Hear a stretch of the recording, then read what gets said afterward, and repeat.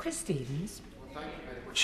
Madam Deputy Speaker, it's a pleasure to follow the honourable gentleman for Harrow East, and I agreed with much of his contribution, as I did the right honourable gentleman for East Ham, who's been a tireless campaigner on this very issue.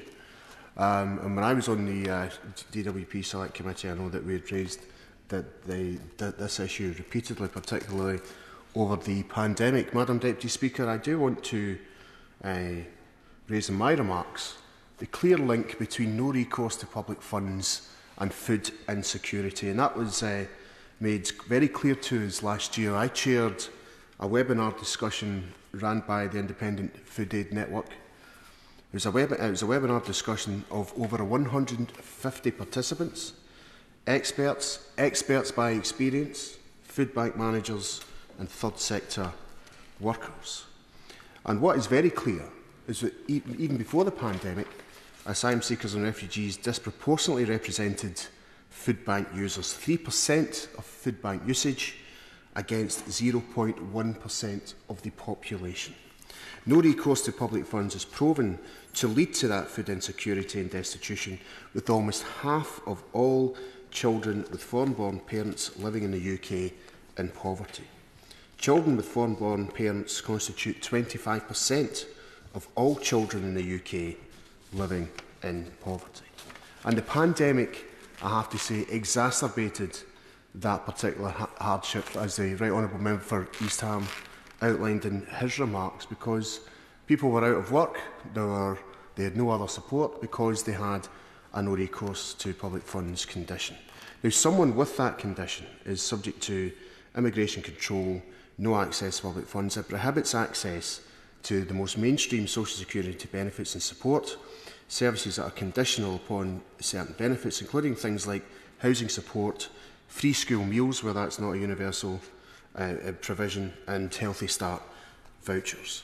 Tandy Nicole, a volunteer peer food researcher and expert by experience from the Govan Community Project, gave evidence to the webinar discussion and gave testimony on the lived experience of asylum seekers facing food insecurity. And she explained how someone with a no recourse to public funds condition, the experience of accessing support is very different to that of a citizen who is eligible for public funds. Now, we expect, Madam Deputy Speaker, asylum seekers to live on an amount per week that's the equivalent of what a youth trainee, a YT, was getting paid in 1990. And how do I know that, Madam Deputy Speaker? Because I was the youth trainee in 1990 who was earning what asylum seekers are expected to live now when I started my employment with Strathclyde Regional Council. And when you're asked to live on that amount of money, you have competing needs: toiletries, cleaning products, over-the-counter medication, clothing, internet access, which is particularly crucial during the pandemic, phone data, again, that was crucial in the pandemic. All essential items, I would argue, that's needed for an individual to get by. Now, Tandy, in her evidence, also emphasised the importance of looking at the overall needs of a person.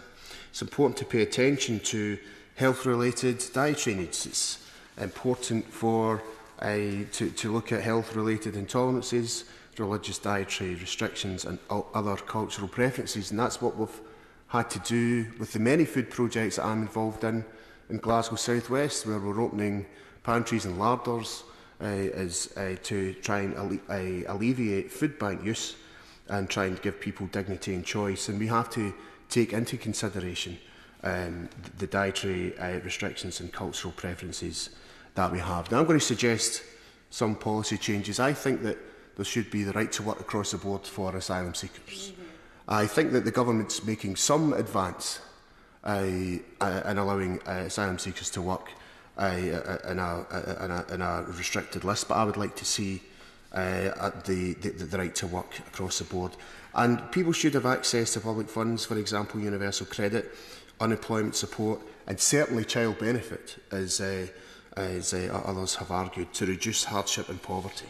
We're asking people at risk of poverty because of the no recourse to public funds condition, but they find themselves, when they get work, they find themselves in insecure work, 0-hour contracts, low-income jobs, and when they lose that, that can be very detrimental, as the pandemic showed. And so I really do think that there's time for a policy change there. We also need to reduce the time it's taken asylum seekers to reach a decision. The Government Community Project gave an example at that webinar discussion of someone who waited 9 years to get a decision. That is far too long for someone to be put in that position, and I hope the Minister will be telling us how the Home Office is looking at this issue and making sure that people get decisions in a timely manner. And we need to close disconnect between the amount of support provided for asylum seekers and those and the amount that asylum seekers are being expected to live on, and those on social security benefits. And there should be crisis grants for all. And in closing, Madam Deputy Speaker, the right to food should exist for everyone. And that requires a comprehensive rights-based approach in tackling food insecurity with a human rights bill that incorporates social, economic rights, including that right to food.